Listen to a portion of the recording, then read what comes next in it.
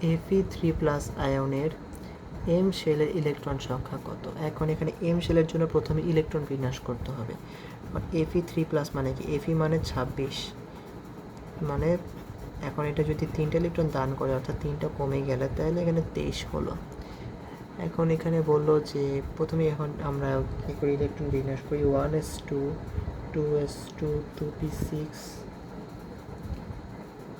3s2 3p6 3d5।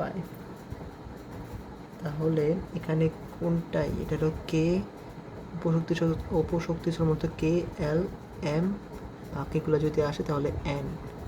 এখন M shell কোনগুলো, যে 3s গুলা, এখন এখানে যদি দান করার পরে যেসব ইলেকট্রন থাকবে সেটা হলো এম শেলের মূলত। এখন এখানে যদি যোগ করি 6 + 5 11 12 13, তাহলে আমাদের সঠিক উত্তর হলো 13। এখানে 13টি ইলেকট্রন আছে। এখানে মূলত এই যে উপরে যেসব নাম্বার দেখা যাচ্ছে ওগুলো ইলেকট্রন সংখ্যা বোঝায়, তাহলে আমাদের সঠিক উত্তর হলো 13। এর জন্য সর্বপ্রথম আমাদের খালি ইলেকট্রন বিন্যাসটা জানতে হবে। আশা করি বুঝতে পেরেছেন, এটা একটি অলরাউন্ডার MCQ। যাই হোক।